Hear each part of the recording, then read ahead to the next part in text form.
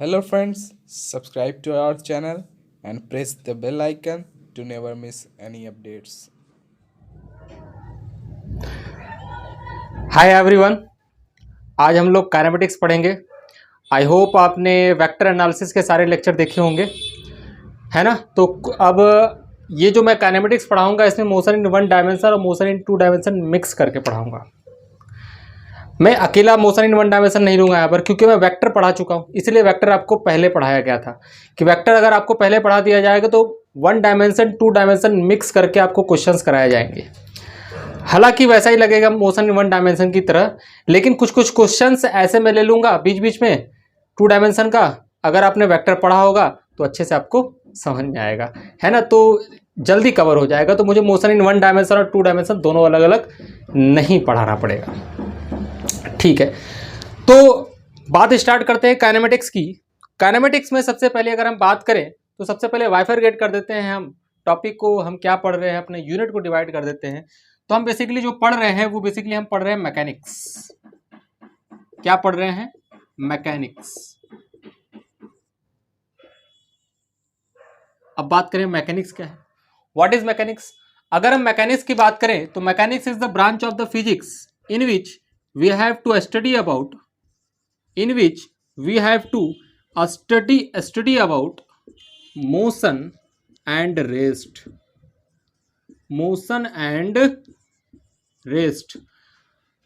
हमारे मैकेनिक्स का, फिजिक्स का वो ब्रांच जिसके अंदर हम स्टडी करते हैं, मोशन के बारे में बात करते हैं और रेस्ट के बारे में बात करते हैं, that is basically known as mechanics. और मैकेनिक्स को दो पार्ट में बाइफरगेट किया गया। सबसे पहला पार्ट है इसका मैकेनिक्स का स्टैटिक्स एंड दूसरा पार्ट है डायनेमिक्स।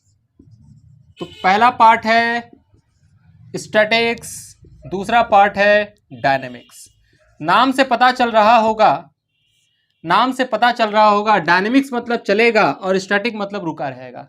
तो जी हाँ, आप सही समझ रहे हैं। डायनेमिक्स का मतलब चलेगा और स्टैटिक का मतलब रुका रहेगा। मतलब हमारे मैकेनिक्स का ब्रांच है ना ये। तो हम क्या बोलेंगे? It is the branch of the mechanics in which we have to study about rest and study about motion.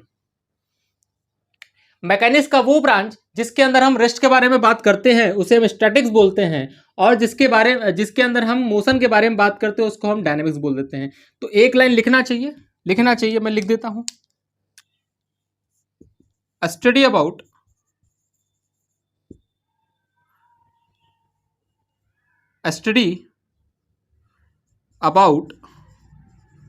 Behaviour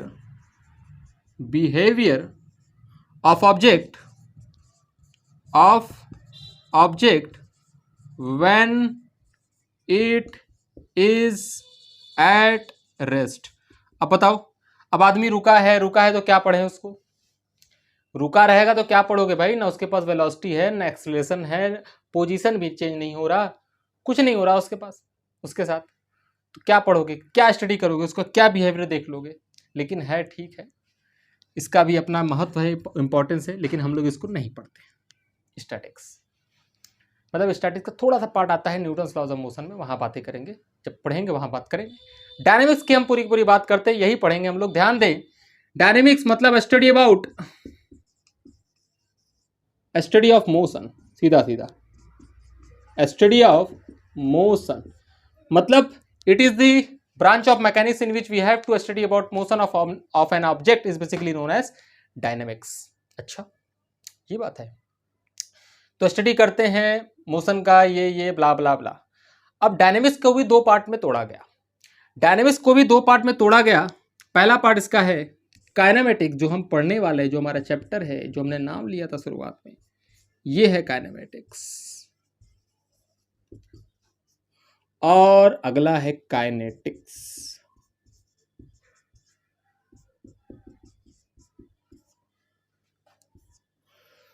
तो अगर आप ध्यान से देखें तो मोशन, डायनेमिक्स में हम मोशन पढ़ते हैं और डायनेमिक्स के ही दो पार्ट है, एक काइनेटिक्स है, एक काइनेमेटिक्स है। इसका मतलब हम काइनेमेटिक्स में भी मोशन के बारे में पढ़ेंगे और काइनेटिक्स में भी मोशन के बारे में पढ़ेंगे, लेकिन इसमें भी कुछ खास बात होगा, उसमें कुछ खास बात होगा। अब वो खास बात क्या है वो जान लेते हैं। वो खास बात मैं लिख देता हूं, study of motion study of motion of object without knowing cause, without knowing cause.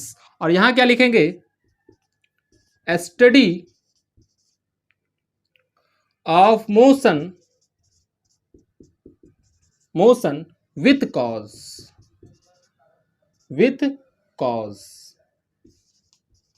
ये कॉज क्या है, कारण। मतलब काइनेमेटिक्स में हम क्या पढ़ेंगे, मोशन के बारे में तो पढ़ेंगे, लेकिन मोशन किस कारण से हो रहा है, उसका कारण क्या है, मोशन होने का कारण क्या है, उस कारण को बिना जाने, विदाउट कारण। क्या होता है कारण, कॉज ऑफ मोशन, क्लास 9 तो पढ़ा होगा हल्का फुल्का। Force is the cause of motion. अगर फोर्स लगाएंगे तो बॉडी चल देगी, फोर्स नहीं लगाएंगे तो बॉडी नहीं चलेगी, रेस्ट पे पड़ा रहेगा। इसका मतलब व्हाट इज द, कोई पूछे कि what is the cause of motion of an object, तो क्या बोलेंगे, सीधा सीधा बोलेंगे फोर्स। क्या बोलेंगे, force. What is the cause, जिसके कारण कोई आदमी, कोई चीज रुक जाती है, स्टॉप हो जाता है, कार स्टॉप हो जाता है, force. What is the cause, जिसके कारण कोई भी चीज घूम जाती है, टर्न कर जाती है, अपने डायरेक्शन को चेंज कर लेती है, force. What is the cause, जिसके कारण कोई भी बॉडी अपना शेप और साइज बदल लेती है, फोर्स। फोर्स कितने काम बताए मैंने, 4। मतलब फोर्स किसी रुके हुए बॉडी को चला देता है, फोर्स किसी चलते हुए बॉडी को रोक देता है, फोर्स किसी स्पेसिफिक डायरेक्शन में बॉडी चल रही है तो उस बॉडी के डायरेक्शन को बदल देता है, और किसी बॉडी के शेप और साइज को भी बदल देता है। This is the force. मतलब इस काइनेमेटिक्स में हम फोर्स के बारे में नहीं पढ़ेंगे, काइनेमेटिक्स में फोर्स के बारे में नहीं पढ़ेंगे। कहां पढ़ेंगे, यहां पढ़ेंगे। मतलब मोशन यहां भी होगा, मोशन यहां भी होगा, मतलब यहां फोर्स नहीं आएगा और वहां फोर्स आएगा, बस बात इतना सा है। मतलब यहां पे फोर्स नहीं पढ़ेंगे, मतलब फोर्स को छुपा के रखेंगे, भैया फोर्स का नाम मत लेना, अभी फोर्स बहुत बड़ी चीज है ना। तो यहाँ पे फोर्स के पहले जितनी भी चीजें हैं, मतलब यहाँ पे क्या पढ़ेंगे हम, वेलोसिटी पढ़ेंगे, डिस्टेंस पढ़ेंगे, डिस्प्लेसमेंट पढ़ेंगे, स्पीड पढ़ेंगे, एक्सेलरेशन पढ़ेंगे, दैट्स इट। क्या क्या पढ़ेंगे काइनेमेटिक्स में, distance, displacement, speed, velocity, acceleration, ये 5 चीज पढ़ेंगे।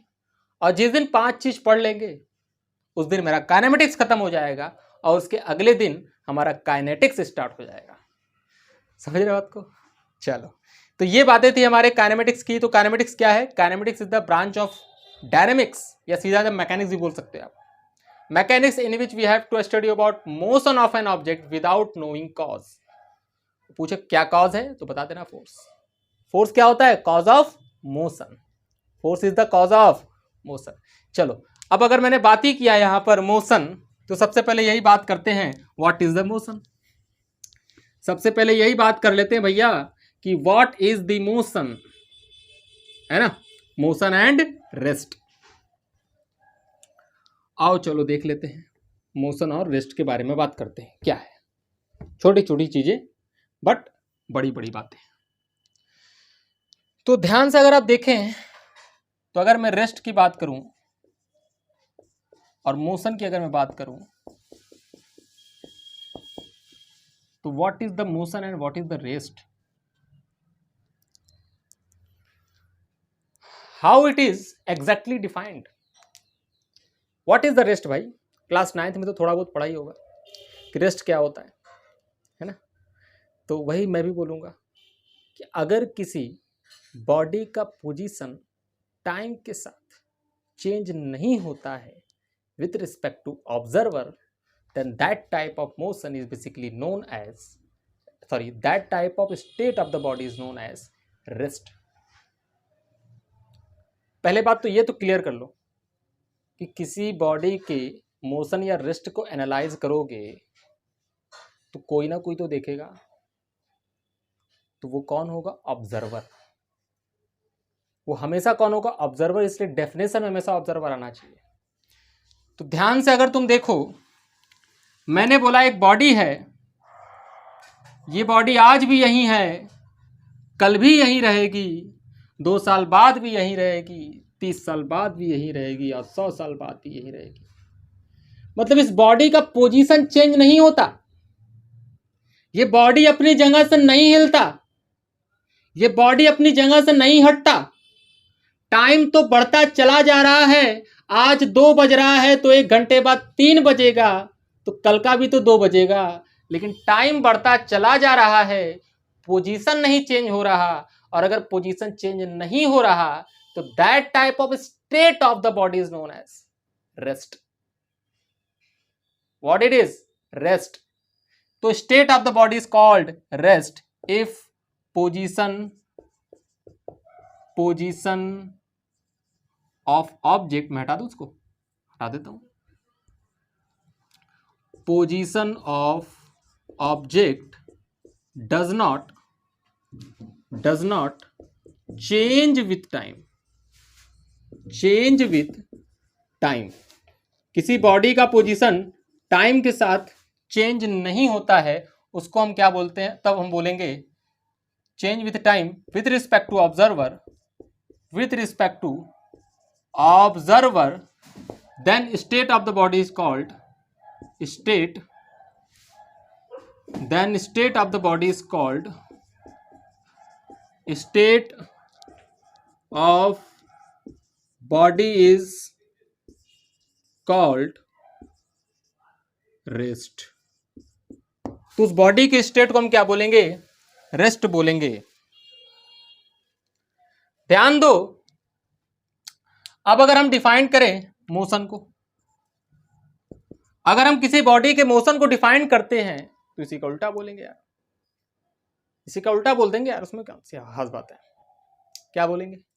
अगर किसी बॉडी का पोजीशन बदलने लगे, मोशन मतलब बॉडी चलने लगे, अगर बॉडी चलने लगे तो उस बॉडी का पोजीशन बदलने लगे, और बॉडी का पोजीशन बदलने लगे तो कौन देखेगा? कोई ना कोई ऑब्जर्वर देखेगा, कहेगा हाँ भाई साहब ये चल रहा है, चल रहा है, ये इसका पोजीशन बदल रहा है। अगर बदल रहा है तो क्या बोलेंगे? स्टेट जो है मोशन है। क्या है? मोशन। तो मोशन है उस बॉडी का स्टेट, तो हम क्या बोलेंगे? If position of object, if position of object changes with time, changes with time with respect to observer, with respect to observer, then state of the body is called state of body is called motion। क्या चीज? Motion. अब motion भी 2 type के होते हैं,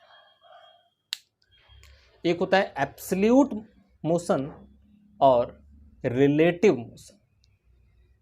इसी तरीके से रेस्ट भी 2 टाइप के होते हैं, एब्सोल्यूट रेस्ट और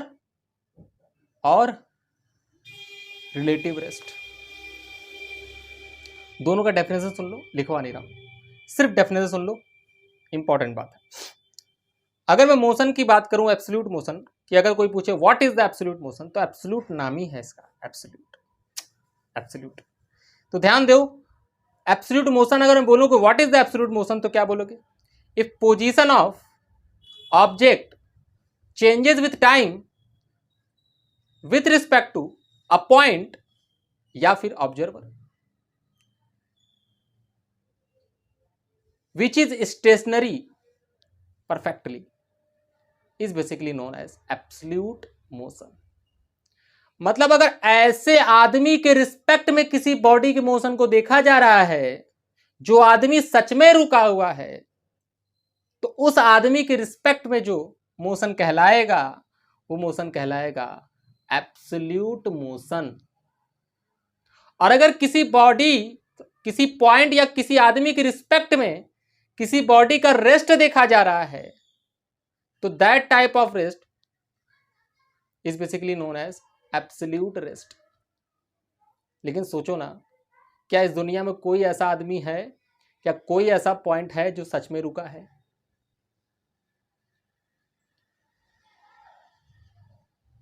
नहीं। क्यों? क्योंकि अर्थ पे ही तो आदमी होगा, हवा में थोड़ी होगा।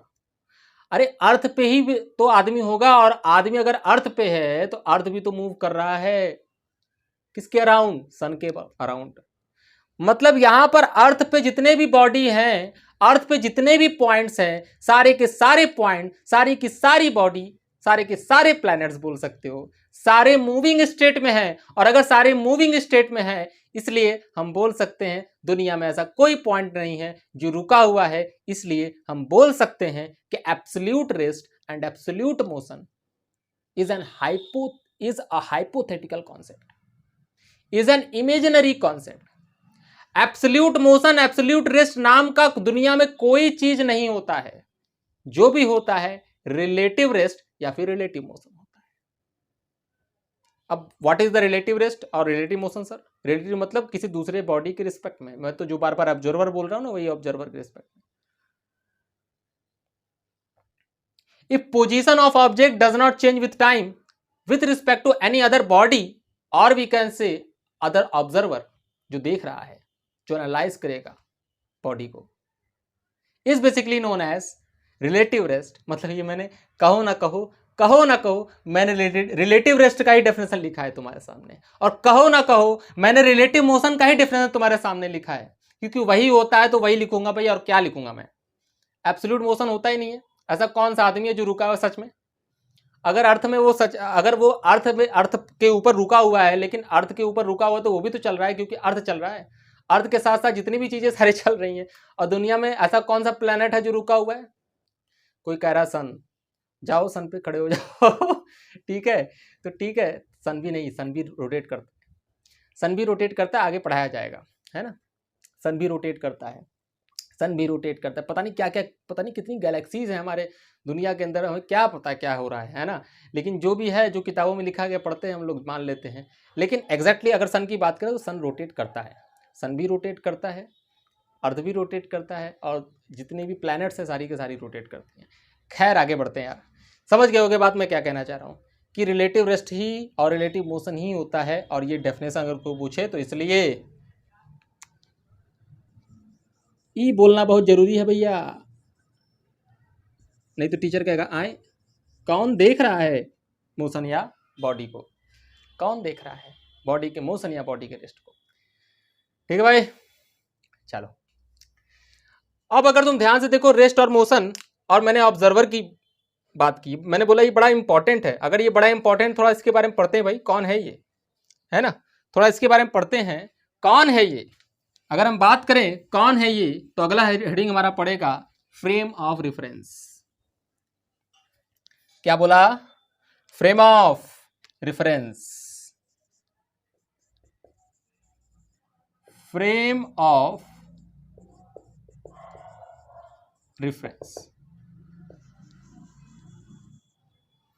ध्यान दो कि फ्रेम ऑफ रेफरेंस क्या होता है।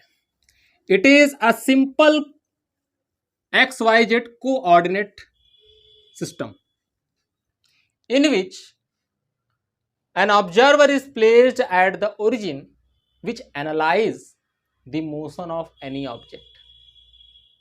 मतलब एक ऐसा कोऑर्डिनेट एक्सिस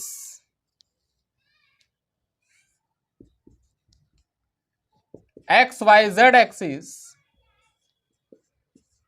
जिसके ओरिजिन पर एक आदमी बैठा हुआ होता है, उस आदमी को बोलते हैं ऑब्जर्वर, उस आदमी को बोलते हैं ऑब्जर्वर। विथ क्लॉक बैठा हुआ होता है, ऑब्जर्वर विथ क्लॉक, घड़ी के साथ बैठा हुआ होता है, बिना घड़ी के नहीं, घड़ी के साथ। जो क्या कहता है, जो कहता है कि ये बॉडी यहां है, ये बॉडी अभी यहां है, ये बॉडी अभी यहां है, ये बॉडी अभी यहां है। मतलब अगर बॉडी मूव कर रही है, यहां से यहां गई, यहां से यहां गई और यहां से यहां गई, तो ये आदमी बैठ के बताएगा कि T1 टाइम पर इसका पोजीशन X1 Y1 Z1 है, और T2 टाइम पर इसका पोजीशन X2 Y2 Z2 है, और T3 टाइम पे इसका पोजीशन X3 Y3 T3 है, सॉरी X3 Y3 Z3 है, मतलब 3 कोऑर्डिनेट है ना, तीनों कोऑर्डिनेट बताएगा, मतलब अलग अलग टाइम पे ये लोकेशन बताएगा, और अलग अलग टाइम पे लोकेशन आया, इसका मतलब वो मोशन में हो गया। कौन बताएगा? कोई तो बताएगा ना, वो ये है। इसका मतलब ऑब्जर्वर के पीठ में गड़ा होता है क्या XYZ है? नहीं, ये इमेजिनरी कॉन्सेप्ट है। अब सोचो ना, कोई भी बताएगा, कहेगा कि भाई साहब कि तुम ही सोचो ना कि अगर किसी से तुम पूछो, बताओ वो घर कितने दूर पर है, कॉन्सेप्ट की तरह से मैं बात कर रहा हूं कि मान लो कि ये चिंटू है, मान लो ये चिंटी है, चिंटी और चिंटू, एक चिंटी है एक चिंटू है, इनके बीच का डिस्टेंस मान लो 2 मीटर है, और एक पिंटू है यहां खड़ा है, पिंटू है, और ये यहां से 3 सेंटीमीटर पे है। अब मैं चिंटू से पूछूंगा कि बताओ चिंटी कितने दूर पर है, तो चिंटू क्या बोलेगा? 2 सेंटीमीटर। क्या खाली 2 सेंटीमीटर बोल के रुक जाएगा क्या? नहीं, 2 सेंटीमीटर इधर कहेगा, ये तो मुझसे 2 सेंटीमीटर, मतलब अपने आप को क्या समझ रहा है वो? अपने आप से अगर वो मेजर कर रहा है डिस्टेंस को, इसका मतलब वो अपने आप को ओरिजिन समझ रहा है, और अपने आप को ओरिजिन समझ रहा है तो राइट साइड वाले डिस्टेंस को पॉजिटिव एक्सिस समझ रहा है। अगर किसी चीज को पूछोगे जो इसके जस्ट ऊपर है, तो ये अपने आप को वाई एक्सिस को, अपने ऊपर वाले एक्सिस को वाई एक्सिस समझेगा, और सामने वाले एक्सिस को जेड एक्सिस समझेगा। मतलब कहना नहीं पड़ता किसी आदमी को कि तुम एक्स वाई जेड एक्सिस मान लो, वो अपने आप मान लेता है। अब सोचो ना, अगर मैं कहूंगा तुमसे कि तुम्हारे एक चीज, अगर मैं इसी से पूछूंगा बताओ चिंटी कितने डिस्टेंस पे है, तो बोलेगा 2 सेंटीमीटर, और मैं पूछूंगा पिंटू कितने डिस्टेंस पे है, बोलेगा 3 सेंटीमीटर। तो तुम कहो नहीं मुझे समझ नहीं आया, ढंग से बताओ, तो क्या बोलेगा वो? 2 सेंटीमीटर लेफ्ट साइड और 3 सेंटीमीटर राइट साइड, मतलब अपने आप को ओरिजिन मान रहा है, और उधर पॉजिटिव एक्स एक्सिस मान रहा है, तभी तो बोला 2 सेंटीमीटर लेफ्ट साइड और 3 centimetre right side. Left right ना बोल के अगर ये भी बोल देता प्लस 2 सेंटीमीटर माइनस 3 सेंटीमीटर, तब भी सही होता। तो X Y Z axis it is a concept, simple concept. हर आदमी जिस मोशन को देखेगा वो अपने आप समझ लेता है। अच्छा, ऊपर उड़ रहा है, कोई पंछी उड़ रही है ऐसे, तो उसका कोऑर्डिनेट देखना होगा, तो अपने से मानेगा, इतनी दूरी यहां, इतनी दूरी ऊपर, और इतनी दूरी आगे। अपने आप को कोऑर्डिनेट एक्सिस मानता है वो आदमी, इसीलिए एक कॉन्सेप्ट बना दिया गया, frame of reference. That coordinate system जो आदमी मानता है किसी चीज को देखने के लिए, that is basically known as frame of reference. But important point is कि वो आदमी हमेशा घड़ी लेके बैठेगा, हमेशा घड़ी पहनेगा। विदाउट घड़ी ऑब्जर्वर नहीं हो सकता, विदाउट घड़ी वो ऑब्जर्वर नहीं हो सकता, क्योंकि उसके पास घड़ी नहीं होगा तो अलग अलग टाइम पे पोजीशन नहीं बता पाएगा, और अलग अलग टाइम पे पोजीशन नहीं बता पाया तो फिर क्या फायदा तुम्हारे ऑब्जर्वर होने का? इसका मतलब पोजीशन बताओ, लेकिन अलग अलग टाइम पे बताओ, तभी तो समझेंगे कितने टाइम पे इतना पोजीशन, इतने टाइम पे इतना पोजीशन। अच्छा, इतना डिस्प्लेस हो रहा है, कितना डिस्प्लेस हो रहा है, इतना डिस्प्लेस हो रहा है। अगर अलग अलग टाइम पे बताओगे तो कि अच्छा 2 घंटे बाद वहां पहुंचा, अच्छा 2:10 पे यहां पहुंचा। टाइम घड़ी होना जरूरी है। तो ध्यान दो, तो अगर मैं बात करूं कि what is the frame of reference, अगर मैं बात करूं what is the frame of reference, तो उसको हम डेफिनेशन क्या देंगे?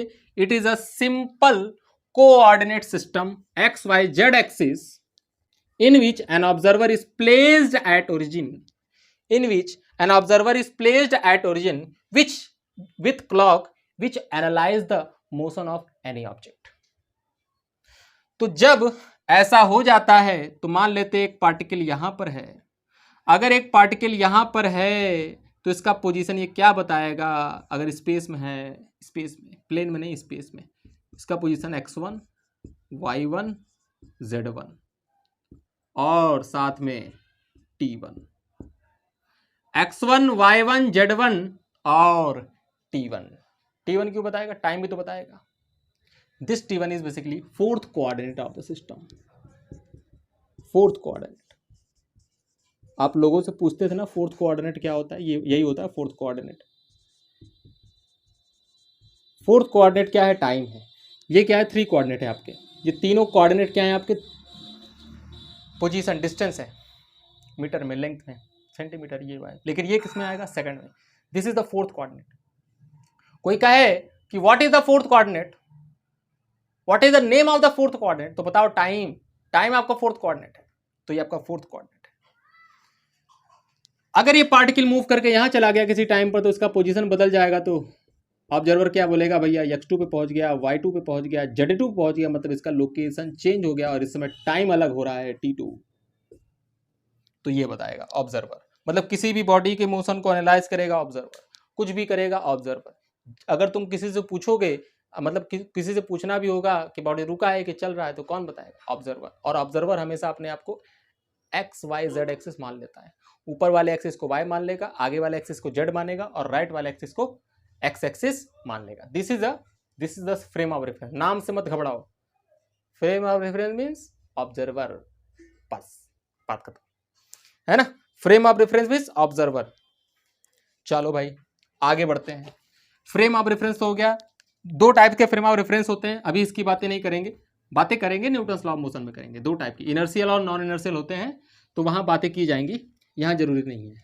सबसे पहले मोशन को हम बाइफरकेट कर लें, कितने टाइप्स के मोशन होते हैं। सबसे पहले मोशन को हम बाइफरकेट कर लेते हैं, कितने टाइप के मोशन होते हैं।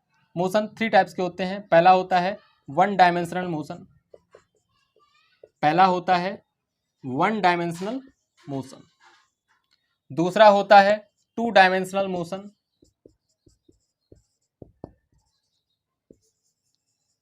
तीसरा होता है 3 डायमेंशनल मोशन। 3 dimensional motion. ध्यान दो, 1 डायमेंशनल मोशन का क्या मतलब, when a body moving in a straight line, when a body moving only in a straight line, then this type of motion of the body is known as 1 dimensional motion. इसलिए कई किताबों में straight line motion नाम का chapter भी बना हुआ है। क्यों बना हुआ है, क्योंकि बॉडी स्ट्रेट लाइन मूव करती है। अगर तुम्हारा बॉडी स्ट्रेट लाइन में मोशन करता है, then this type of motion of the body is basically known as 1 dimensional motion, straight line. when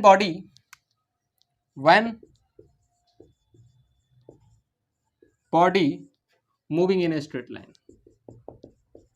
moving in a straight line only।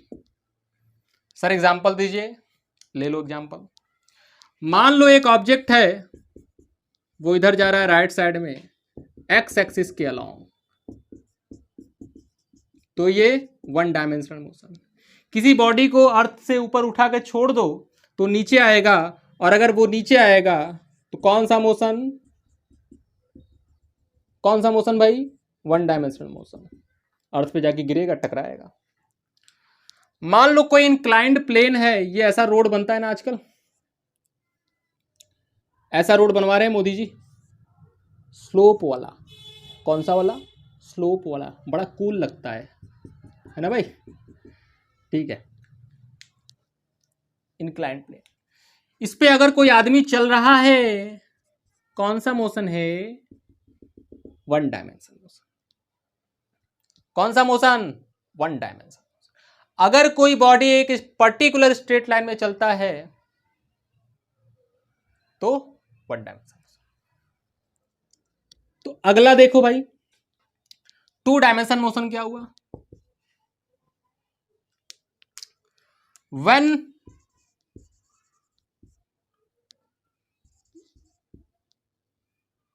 direction of body changes,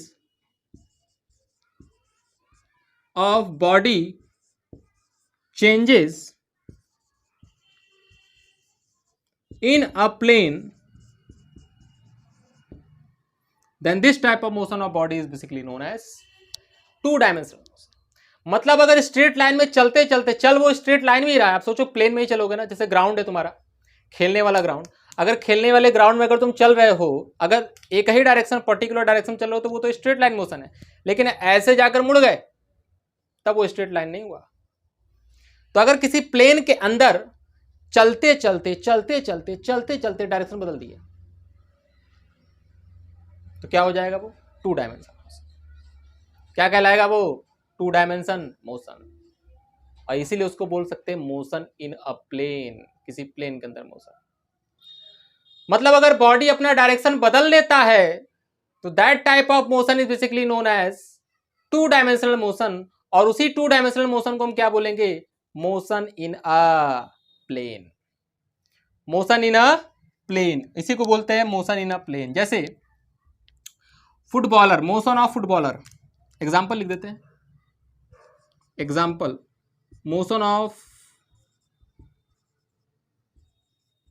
footballer, footballer, या फिर motion of cricketer, cricketer, cricketer, cricketer, cricketer. Cricketer जब दौड़ते हैं ना, ball उधर से आ रहा है, ऐसे जाकर ऐसे घूम जाते हैं, ऐसा थोड़ी स्ट्रेट लाइन मोशन करता है क्रिकेटर, ठीक है। जो क्रिकेटर होता है वो ऐसा, बॉलर बॉलर बॉलर पकड़ने वाला, अगल बगल वाले, है ना। बल्लेबाज नहीं, बल्लेबाज को छोड़कर, बल्लेबाज तो स्ट्रेट लाइन मोशन करता है। क्या गजब का एग्जांपल, स्ट्रेट लाइन मोशन, बल्लेबाज, बॉलर ये वाला motion, bowler two dimension motion, लेकिन बैट्समैन स्ट्रेट लाइन मोशन, टेढ़ा ओढ़ा नहीं भागता वो। इधर से उधर जाना है, एक पॉइंट से दूसरे पॉइंट ऐसे घूम कर थोड़ी आएगा, है ना। वो ऐसे सीधा सीधा दौड़ते हैं वो लोग, आगे पीछे आगे पीछे आगे पीछे। ठीक है भाई, चलो एक आगे एग्जांपल और ले लो, मन नहीं भर रहा है मेरा। सर्कुलर मोशन, सर्कुलर मोशन का एग्जांपल और ले लो। प्रोजेक्टाइल मोशन, बहुत है बहुत है बहुत है बहुत है। सर्कुलर मोशन की बात अगर हम करें तो देखो ना, एक प्लेन के अंदर ही कोई पार्टिकल, मान लो कोई घोड़ा दौड़ रहा है, रस्सी से बांध दिया इसको, रस्सी से बांध दिया, और घोड़ा दौड़ रहा है। इस समय डायरेक्शन इधर होगी चलने की, यहाँ पहुंचेगा तो डायरेक्शन इधर होगी, यहाँ पहुंचेगा तो डायरेक्शन इधर होगी, और यहाँ पहुंचेगा तो डायरेक्शन इधर होगी। बार बार डायरेक्शन बदल रहा है, और अगर बार बार डायरेक्शन बदल रहा है तो मोशन इन अ प्लेन हो गया, या फिर मोशन इन टू डायमेंशन हो गया। प्रोजेक्टाइल मोशन, किसी बॉडी को फेंकते हो, अभी जेवेलियन थ्रो हुआ था ना, कोई चोपड़ा था, बड़ा नीरज चोपड़ा था, हाँ, उसने फेंका था ना भाई, क्या था? Examples of projectile motion. Examples of projectile motion, जब प्रोजेक्टाइल मोशन हम लोग पढ़ाते हैं तो वहां बताएंगे कि उसने कैसे इतना ज्यादा रेंज कवर कर दिया, सबसे ज्यादा डिस्टेंस कवर किया सबसे कम टाइम में, कैसे, कितना एंगल रहा होगा। ठीक है, तो 45 डिग्री बताते हैं हम लोग, बताते हैं 45 डिग्री, कि 45 डिग्री से अगर किसी बॉडी को, किसी पार्टिकल को फेंकोगे तो मैक्सिमम रेंज आएगा उस पार्टिकल का। लेकिन क्या उसने 45 डिग्री मेंटेन करके फेंका होगा? तो आंसर है नहीं, 45 डिग्री उसका मेंटेन नहीं, क्योंकि हवा भी होता है। हम लोग हवा को कंसीडर नहीं करते, एयर रेजिस्टेंस को कंसीडर नहीं करते, और भी चीजें होती हैं, तो उसका एंगल थोड़ा सा अलग था, है ना, क्योंकि वो रियलिटी में फेंक रहा है। हम लोग जो पढ़ते हैं, हम लोग वैक्यूम मान के पढ़ते हैं। अभी वन डायमेंशन जब पढ़ेंगे, बॉडी का वन डायमेंशन पढ़ेंगे, तो मेक श्योर कि यहाँ पे हवा का रेजिस्टेंस कंसीडर नहीं करेंगे, और सारी चीजें कंसीडर नहीं करेंगे, ठीक है। वो सब चीजें हवा नहीं होगा, एकदम खाली, मतलब वैक्यूम मान लो, मतलब जितनी भी चीजें हम पढ़ेंगे सब वैक्यूम के अंदर पढ़ेंगे, विदाउट एयर। क्योंकि एयर रहेगा तो उसका भी फर्क पड़ेगा, उसका भी असर पड़ेगा, और अगर उसका असर पड़ने लगा तो हम फिर पढ़ चुके। ठीक है, लास्ट में हल्का फुल्का एयर का असर बताऊंगा, लेकिन अभी देखो। तो ये हुआ भाई सर्कुलर मोशन। प्रोजेक्टाइल मोशन, किसी बॉडी को, जब फुटबॉल को ऐसे टेढ़ा मार दोगे तो ऐसे जाएगा ना, इसको बोलते हैं प्रोजेक्टाइल मोशन। एक प्लेन में होता है ये मोशन, और बार बार अपना डायरेक्शन बदल रहा है, that is basically known as two dimensional motion. अब अगर थ्री डायमेंशनल मोशन की अगर बात करें तो हम क्या बोलेंगे? Motion of object, motion of object such that it changes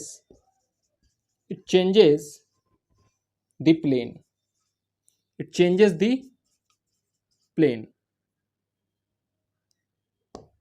या फिर बोल सकते हैं motion of object in different plane, motion of object in different plane. Different plane का मतलब क्या, जैसे प्लेन का मतलब समझते हो, जैसे एक प्लेन हमारा बोर्ड है, अब सोच के देखो मैं लिखते मैं दूसरे प्लेन में चलाऊं ऐसे, फिर तीसरे प्लेन में चलाऊं ऐसे, फिर ऐसे चलाऊं, फिर ऐसे चलाऊं, what is this, 3 dimensional motion. तो इसको 3 डायमेंशनल मोशन कहते हैं। लेकिन अगर इस बोर्ड पर ही मैं लिखता चला जा रहा हूं, लिखता चला जा रहा हूं, लिखता चला जा रहा हूं, लिखता चला जा रहा हूं, लिखता चला जा रहा हूं, लिखता चला जा रहा हूं, लिखता चला जा रहा हूं, तो क्या बोलेंगे, ये 2 डायमेंशनल मोशन था, क्योंकि इसी प्लेन में ही आप मोशन कर रहे हैं, लेकिन बस बार बार क्या कर रहे थे, आप डायरेक्शन बदल रहे थे। ठीक, मतलब लिखते लिखते अगर तुम्हारी पेन की निब उड़ जाए तो तुम्हारी निब का मोशन क्या कहलाएगा, 3 डायमेंशनल मोशन। मतलब स्पेस में मोशन, हवा में मोशन हो रहा है। Example, motion of bird, motion of bird भाई, चिड़िया। काइट इन द स्काई, हवा में, आकाश में पतंगे उड़ रही हैं, तो पतंगों का जो मोशन होगा, कभी इधर उड़ रहा है, कभी इधर उड़ेगा, कुछ देर बाद इधर उड़ेगा, अलग अलग प्लेन में लहराते हुए इधर उधर उधर उधर। तो एग्जाम्पल क्या हुआ इसका, कहां लिखे, जगह नहीं बचा, सुन लो खाली। Kite in the sky, motion of bird, motion of gas molecule. Gas molecule देखा ना, कभी इधर लड़ेगा, कभी इधर लड़ेगा, कभी इधर लड़ेगा, कभी उधर उधर उधर उधर, टेम्परेचर के कारण खुद के टेम्परेचर का मोशन करता है, रुका नहीं रहता गैस मॉलिक्यूल। क्या बोलेंगे, gas molecule. Motion of free electron in the conductor, ये तो पढ़ा होगा क्लास 10th में। इलेक्ट्रॉन मोशन करता है, इससे लड़ता है, उससे लड़ता है, उससे लड़ता है, उससे लड़ता है, पॉजिटिव न्यूक्लियाई जिससे इलेक्ट्रॉन निकला है उससे लड़ता है, दूसरे इलेक्ट्रॉन से लड़ता है, इधर उधर उधर, भाड़ भाड़ भाड़ भाड़, इधर उधर लड़ता रहता है। ये भी है 3 डायमेंशनल मोशन का एग्जाम्पल। ऐसे कई एग्जाम्पल्स हैं, धीरे धीरे धीरे धीरे पढ़ेंगे। तो ये मैंने मोशन को बाइफरगेट कर दिया, 1 डायमेंशन, 2 डायमेंशन, 3 डायमेंशन क्या होता है। अब चलो थोड़ा सा और बातें कर लेते हैं डिस्टेंस और डिस्प्लेसमेंट की, जो कि आप जानते हैं। ठीक है भाई, चलो डिस्टेंस और डिस्प्लेसमेंट की तरफ बढ़ते हैं। डिस्टेंस और डिस्प्लेसमेंट की तरफ बढ़ते हैं।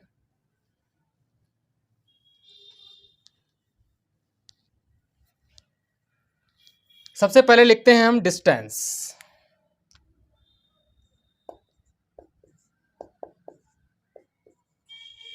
और साथ में लिख देते हैं हम डिस्प्लेसमेंट, क्योंकि दोनों को एक ही साथ पढ़ा जा सकता है भले ही दोनों अलग अलग, लेकिन अंतर दोनों को अगर आमने सामने बताएं तो फिर मजा आता है। डिस्टेंस और डिस्प्लेसमेंट।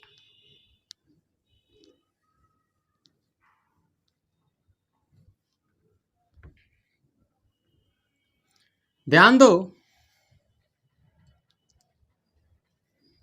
कि अगर बात किया जाए डिस्टेंस की, तो आप जानते हैं distance is a scalar quantity and displacement is a vector quantity. तो डिस्प्लेसमेंट के पास डायरेक्शन होता है और डिस्टेंस के पास कोई डायरेक्शन नहीं होता। पहली बात, छोटी बात पर मोटी बात, सबसे पहले यही बात कर लेते, कौन वेक्टर है कौन स्केलर है। तो भैया हमारा डिस्टेंस तो स्केलर क्वांटिटी है, डिस्टेंस डिस्प्लेसमेंट एक वेक्टर क्वांटिटी है। और डिस्टेंस का अगर डेफिनेशन की अगर बात करें तो इसको हम क्या बोलेंगे, the total path covered by particle.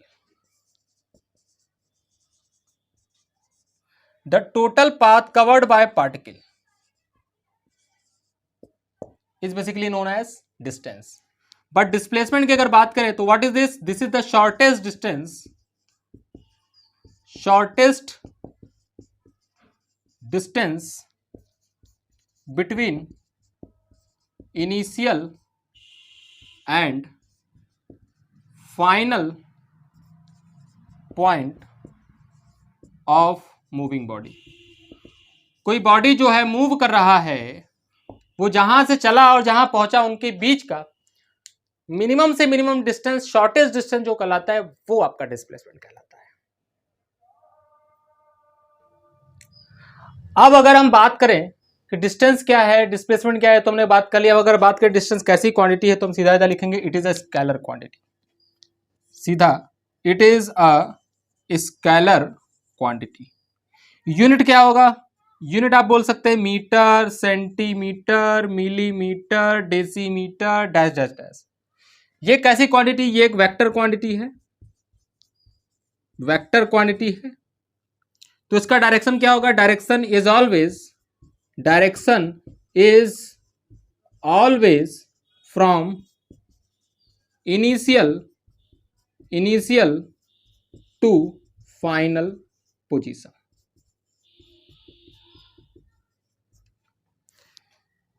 कैसे सर? मान लो कोई पॉइंट, मान लो एक पार्टिकल है जो यहां से यहां पहुंचना चाहता है। तो पार्टिकल जब यहां से यहां पहुंचता है, मान लेते हैं इस पाथ से पहुंचता है, तो इस पाथ से पहुंचेगा तो ध्यान दो, तो ये पाथ की जो लंबाई है, ये पाथ की लंबाई तुम्हारी डिस्टेंस कहलाएगी। तो ये क्या हुआ तुम्हारा? इनिशियल पोजीशन, यहां से चला है। और ये क्या है? फाइनल पोजीशन, यहां पहुंचा है। ये तुम्हारा फाइनल पोजीशन है। कहां से चला? यहां से चला, पहुंचा वहां है, ये इनिशियल पॉइंट है, ये फाइनल पॉइंट है। तो डिस्प्लेसमेंट क्या है? तो डिस्प्लेसमेंट क्या होगा? शॉर्टेस्ट डिस्टेंस, या फिर सीधा सीधा बोल सकते हो a line drawn from initial to final position. A line drawn from initial to final position is basically known as displacement, और डिस्प्लेसमेंट का direction always from initial to final position. ध्यान दीजिएगा। तो ये आपका इनिशियल पोजीशन था, ये आपका फाइनल पोजीशन है, और इनिशियल से फाइनल की तरफ डायरेक्शन होगा किसका? डिस्प्लेसमेंट का। ये मैं पाथ का डायरेक्शन लगा दिया था, चलो कोई बात नहीं। Initial to final position. तो ध्यान दो, पार्टिकल तो किसी भी पाथ से जा सकता है ना, पार्टिकल तो किसी भी पाथ से जा सकता है, बस उसको यहां से वहां जाना है। तो पार्टिकल चाहे ऐसे ऐसे ऐसे ऐसे चले, चाहे पार्टिकल चाहे ऐसे घूमते हुए ऐसे चले, चाहे जिस पाथ से चले, तो डिस्प्लेसमेंट तो हमेशा इनिशियल से फाइनल पॉइंट के बीच में स्ट्रेट लाइन जो ड्रॉ किया जा रहा है, उसी लाइन का डिस्टेंस ही होगा। मतलब अ line drawn from initial point two final point, वही हमारा डिस्प्लेसमेंट होगा। क्या डिस्प्लेसमेंट को इस बात से मतलब है क्या किस पाथ से पार्टिकल आ रहा है? तो आंसर है नहीं। तो इसलिए क्या बोला जाता है? Displacement is path independent. Displacement is path independent. ये पाथ इंडिपेंडेंट है, ये पाथ पे डिपेंड, इंडिपेंडेंट, ये पाथ पे डिपेंड नहीं करता, ये पाथ पे डिपेंड नहीं करता। किस बात पे डिपेंड करता है? ये डिपेंड करता है कि कहां से चला है और कहां पहुंचा है। मतलब ये पोजीशन डिपेंडेंट है, ये पोजीशन पे डिपेंड करता है। पोजीशन डिपेंडेंट, पोजीशन पे डिपेंड करता है। ध्यान दो, तो अगर मैं डिस्टेंस की अगर बात करूं तो डिस्टेंस क्या है? Path dependent. ये है हमारा पाथ डिपेंडेंट, ये पाथ पे डिपेंड करता है। अलग अलग पाथ से जाओगे तो डिस्टेंस अलग अलग हो जाएगा। डिपेंडेंट, तो डिस्टेंस हमारा पाथ डिपेंडेंट है, लेकिन डिस्प्लेसमेंट पाथ इंडिपेंडेंट है। ये ध्यान रखना है हमको, ये बात ध्यान रखनी है। ठीक है, तो ये डिस्टेंस होता है, ये डिस्प्लेसमेंट होता है। डायरेक्शन तुमको बना के भी दिखा दिया। अब कुछ क्वेश्चंस लेते हैं तब बात करते हैं, है ना। एक आध बात और कर लेते हैं। अगर आप यहीं पे अगर आप ध्यान से देखें तो distance can not be zero but displacement can be zero. Distance can not be zero but displacement can be zero. Distance कभी भी जीरो नहीं हो सकता। अगर कोई मूविंग बॉडी है, कोई बॉडी चल रहा है, तो कभी भी डिस्टेंस जीरो नहीं हो सकता। कुछ लोग कहेंगे सर चले ही ना, तो अरे जब चलेगा ना तो फिर काहे का पूछ रहा है? फिर जब चले नहीं रहा है तो काहे पूछ रहा है? फिर मजाक चल रहा है यार, देखो, है ना। जब बॉडी चली गई नहीं तो डिस्टेंस और डिस्प्लेसमेंट क्यों पूछेगा? काहे पूछेगा भाई? किताबों में लिखे रहते हैं ऐसे। ठीक है, कोई बात नहीं, समझ गए ना। तो मूविंग, अगर कोई बॉडी मूविंग स्टेट में है तो कभी भी डिस्टेंस कभी भी जीरो नहीं हो सकता। हाँ, लेकिन डिस्प्लेसमेंट जीरो हो सकता है अगर पार्टिकल अपनी जगह वापस आ जाए। मतलब अगर इनिशियल और फाइनल पॉइंट कोइंसाइड कर जाए, इनिशियल और फाइनल पॉइंट एक ही हो, तो दोनों के बीच का डिस्टेंस बचा ही नहीं, और बचा ही नहीं तो डिस्प्लेसमेंट जीरो हो गया। मतलब अगर कोई पार्टिकल घूम फिर कर, यहां से अगर पार्टिकल घूम फिर कर अपनी जगह वापस आ जाए तो डिस्प्लेसमेंट तो जीरो हो जाएगा, लेकिन डिस्टेंस कभी जीरो नहीं हो सकता। एक ये इंपॉर्टेंट पॉइंट। और दूसरा इंपॉर्टेंट पॉइंट यहीं से दिख रहा है कि distance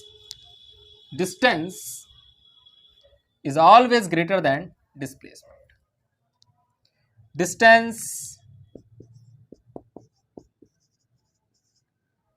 is always greater than displacement. Distance is always greater than displacement, और इक्वल भी हो सकता है। कब इक्वल होगा? जब कोई आदमी स्ट्रेट लाइन में चलेगा, है ना। Distance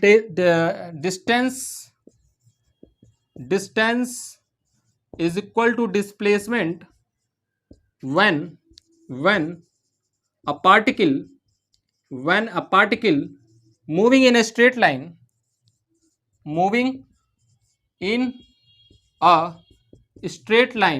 without returning.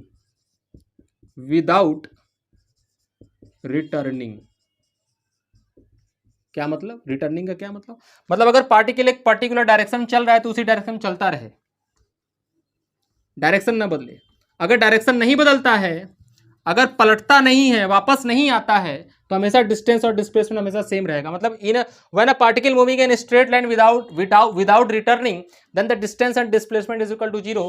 कहने का मतलब ये कि अगर कोई पाथ है, एक्स एक्सिस है, एक पार्टिकल है भाई साहब, ये चल रहा है, तो जितना डिस्टेंस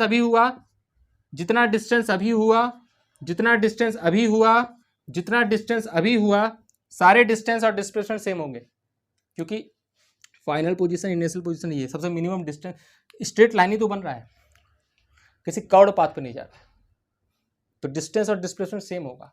लेकिन अगर पार्टिकल जाकर वापस लौट आए तो क्या हो जाएगा? तो ध्यान दो, पार्टिकल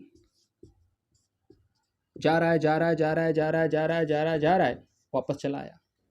अगर वापस चला जाएगा, अपनी जगह वापस चला जाएगा, अपनी जगह वापस आ गया ना, तो जहां तक चला था वहां वापस आ गया, तो डिस्प्लेसमेंट जीरो हो गया। लेकिन डिस्टेंस जाने का और आने का दोनों जोड़ दोगे, डिस्टेंस को जाना आना, उसको बस डिस्टेंस देखना है, कितना हम चल रहे हैं, उसको इस बात से मतलब है ही नहीं कि इनिशियल और फाइनल पॉइंट क्या है, उसको डायरेक्शन से मतलब है ही नहीं, उसको बस इस बात से मतलब है कि हम चल रहे हैं। अगर चल रहे हैं तो मेरा पूरा गिना जाएगा। तो डिस्टेंस ये है, और डिस्प्लेसमेंट डायरेक्शन की यहाँ इंपॉर्टेंस रहेगी। ठीक है भाई, चलो अब ये तो बातें हो गई, डिस्टेंस और डिस्प्लेसमेंट, ये ब्ला ब्ला ब्ला। चलो थोड़ा सा आगे बढ़ते हैं, एक आध दो क्वेश्चन कर लेते हैं। उसके बाद जब अगले लेक्चर में मिलेंगे, कुछ सवाल डिस्टेंस के और कर लेंगे, और स्पीड वेलोसिटी देखेंगे। पहले देखते हैं कितना सवाल हो जाता है। अगर क्वेश्चंस हो जाएंगे तो अगली टर्न में हम लोग सिर्फ स्पीड और वेलोसिटी पढ़ेंगे। ठीक है भाई, चलो देखते हो। मान लो एक पार्टिकल सेमी सर्कुलर पाथ में मूव कर रहा है। चलो पहला क्वेश्चन, एक पार्टिकल सेमी सर्कुलर पाथ पे मूव कर रहा है। अगर ये पार्टिकल सेमी सर्कुलर पाथ पे मूव करता है, यहां से चलता है, यहां पहुंचता है, और ये सेमी सर्कुलर पाथ का रेडियस कितना है? r है। तो अगर मैं पूछूं बताओ डिस्टेंस कितना होगा, तो डिस्टेंस बराबर आप क्या बोलेंगे? डिस्टेंस, ये पाथ, बताओ ये लंबाई कितनी होगी? सरकमफ्रेंस का आधा ना, सरकमफ्रेंस का आधा, तो मैं क्या बोलूंगा?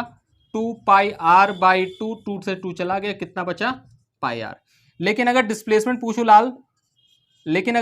पूछूं तो ये डिस्टेंस हो जाएगा, और इसका डायरेक्शन भी ऐसे, तो कितना होगा? r + r, ये r है और ये r है, r और r कितना हो जाएगा? 2r। This is your displacement. ये डिस्प्लेसमेंट है और ये डिस्टेंस है, दोनों में अंतर समझ में आना चाहिए। दूसरा क्वेश्चन यहीं पर अगर बना दूं मैं, कि पार्टिकल एक रिवॉल्यूशन कंप्लीट करता है अपना, पार्टिकल यहां से चलता है और एक रिवॉल्यूशन, फॉर वन रिवॉल्यूशन अगर 1 रिवॉल्यूशन अपना कंप्लीट करता है तो डिस्टेंस बता दो। तो डिस्टेंस क्या कर दो, बता दो। तो डिस्टेंस बता दो, ये अगर क्वेश्चन है तो डिस्टेंस बराबर कितना होगा, आर रेडियस है। तो एक रिवॉल्यूशन में पार्टिकल चल के यहीं पे वापस आएगा। अगर पार्टिकल चल के यहीं पे वापस आएगा तो ये पूरा सरकमफ्रेंस की लंबाई कितनी हो जाएगी, डिस्टेंस आपकी, डिस्टेंस बराबर कितना हो जाएगा, 2 पाई आर। लेकिन अगर डिस्प्लेसमेंट की अगर मैं बात करूं तो डिस्प्लेसमेंट 0, जहां से चला था वहीं वापस आ गया, जहां से चला था वहीं वापस आ गया। ठीक है। इसी तरीके से अगर 2 रिवॉल्यूशन की बात करूं तो कितना डिस्टेंस कंप्लीट होगा, तो 2 रिवॉल्यूशन की बात करूंगा तो 2 का मल्टीप्लाई कर दोगे 2 पाई आर में। 3 रिवॉल्यूशन की बात करूंगा तो 3 का मल्टीप्लाई कर दोगे, डिस्टेंस निकालने के लिए बोल रहा हूं, डिस्प्लेसमेंट नहीं। 3 रिवॉल्यूशन के लिए 2 का मल्टीप्लाई 2 पाई आर में, 3 रिवॉल्यूशन के लिए 3 का मल्टीप्लाई कर दोगे, इसी तरीके से मल्टीप्लाई करते चले जाओगे। अगर फॉर n रिवॉल्यूशन की अगर मैं बात करूं, फॉर n रिवॉल्यूशन की बात करूं, मान लेते हैं ऐसा सवाल आता है, कितना रिवॉल्यूशन किया तो बताओ डिस्टेंस कितना होगा। तो फॉर n रिवॉल्यूशन की अगर मैं बात करूंगा तो डिस्टेंस बराबर कितना, 2 पाई आर इंटू में n, सीधा सीधा 2 पाई आर इंटू में n। चलो एक आध दो क्वेश्चन और करते हैं इसी के आगे। मान लो पार्टिकल थीटा एंगल चलता है, मान लो कोई पार्टिकल है और वो थीटा एंगल चलता है, सर्कुलर पाथ पे थीटा एंगल चलता है। तो अगर कोई पार्टिकल सर्कुलर पाथ पे थीटा एंगल चलता है, थीटा एंगल चलता है, यहां से चल के यहां पहुंचता है, ये पॉइंट ए है और ये पॉइंट बी है, ये रेडियस आर, ये रेडियस आर, ये एंगल थीटा है, ये सेंटर ओ है। अगर ये पार्टिकल थीटा एंगल चलता है तो क्वेश्चन ये है कि what is the displacement and what is the distance. Distance तो ये पाथ हो जाएगा आर्क वाला, तो डिस्टेंस के लिए सीधा सीधा क्या बोलेंगे, डिस्टेंस बराबर क्या हो जाएगा, आर बराबर एंगल इंटू रेडियस हो जाता है। तो आर्क ए बी मतलब डिस्टेंस बराबर एंगल इंटू में रेडियस, लेकिन make sure theta should be in radian. अगर रेडियन नहीं दिया है तो रेडियन में बदलेंगे, तभी आप काम करेंगे, नहीं वरना आंसर गलत हो जाएगा। पता लगा 30 डिग्री दिया है, रेडियस 1 मीटर दिया है, तो आप मार दिए डिस्टेंस बराबर 30 मीटर, गलत है। अगर कोई पार्टिकल 30 डिग्री एंगल सब्टेंड करता है at the centre of 1 metre of radius, तो 30 metre is not correct answer. 30 into 1 सीधा मत कर देना, ये हमेशा रेडियन में होता है। 30 डिग्री को पाई बाय 6 रखना, पाई बाय 6 इंटू 1, तो pi by 6 metre is the correct answer. समझ रहे बात को, theta should be in radian. भाई यूनिट उसका चेंज करो, मैथ में बोलते हैं डिग्री, फिजिक्स में रेडियन होता है एंगल का यूनिट, तो एंगल का यूनिट चेंज करोगे। एक मैं इंपॉर्टेंट बात आपको ये बताऊंगा कि डिस्प्लेसमेंट का आपको डायरेक्ट फॉर्मूला याद रखना है। डिस्प्लेसमेंट ए से बी चला तो डिस्प्लेसमेंट ऐसे इनिशियल टू फाइनल पोजीशन ये आएगा। अगर ये डिस्प्लेसमेंट है तो इसको मैं एस वेक्टर बोल दे रहा हूं, और इस एस वेक्टर को मैं क्या लिखूंगा, सीधा सीधा S vector is equal to 2r sine theta by 2, that's it, बात खत्म। 2r sine theta by 2। अच्छा वेक्टर लगा दिया क्या, मैग्नीट्यूड की बात कर रहे हैं ना। तो s बराबर कितना, 2r sine theta by 2 is the displacement covered by particle when particle moving in a circular arc subtending angle theta eight the centre. कितना होगा, s बराबर 2r साइन थीटा बाय 2। मतलब ये इंपॉर्टेंट रिजल्ट है, learn रखिए, मस्त रहिए। अच्छा अब जैसे क्वेश्चन बनाने वाले कैसे बनाएंगे क्वेश्चन, आओ देखो। क्वेश्चन बनाने वाले क्वेश्चन इस तरीके से बना सकते हैं कि कुछ डिस्टेंस और डिस्प्लेसमेंट के क्वेश्चन मैंने वहां भी लिया है वेक्टर में, वेक्टर पढ़ाते समय डिस्टेंस और डिस्प्लेसमेंट के क्वेश्चन वहां मैंने लिया है ना भाई। आओ कुछ क्वेश्चन देखते हैं कि particle move on circular path,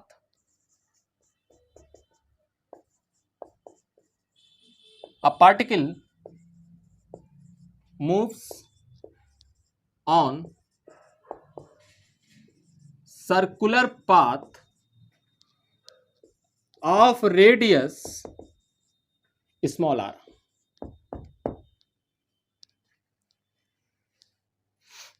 it completes one revolution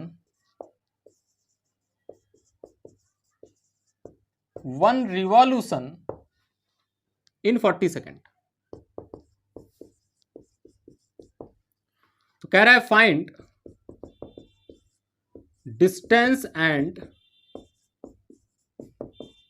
displacement covered by particle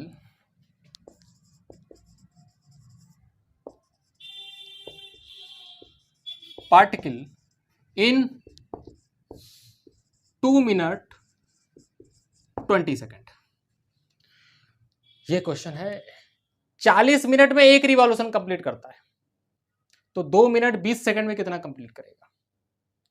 sorry, तो 2 मिनट 20 सेकेंड में कितना डिस्टेंस और डिस्प्लेसमेंट होगा? ध्यान देना। तो ये तो समझ में आ गया ना कि 40 सेकंड में एक रिवॉल्यूशन मतलब 2 पाई आर डिस्टेंस कवर करता है 40 सेकंड में। 40 सेकंड में 2 पाई आर डिस्टेंस कवर करता है, तो 2 मिनट 20 सेकंड का क्या मतलब? 2 मिनट 20 सेकंड का क्या मतलब है भाई? 2 मिनट का मतलब 120 सेकंड और ये हो गया 140 सेकंड।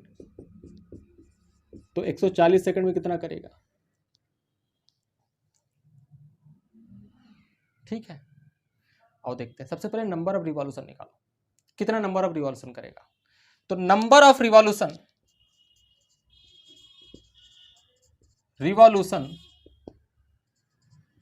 ऑफ पार्टिकल, सबसे पहले ये निकालते हैं। 40 सेकंड में कितना रिवॉल्यूशन? एक। तो 1 सेकंड में कितना रिवॉल्यूशन? 1/40, यूनिटरी मेथड भाई। फिर 140 सेकंड में कितना रिवॉल्यूशन? 140 सेकंड में 140/40, 0 से 0 चला गया, मतलब 7/2, मतलब कितना? 3.5 रिवॉल्यूशन। इतना रिवॉल्यूशन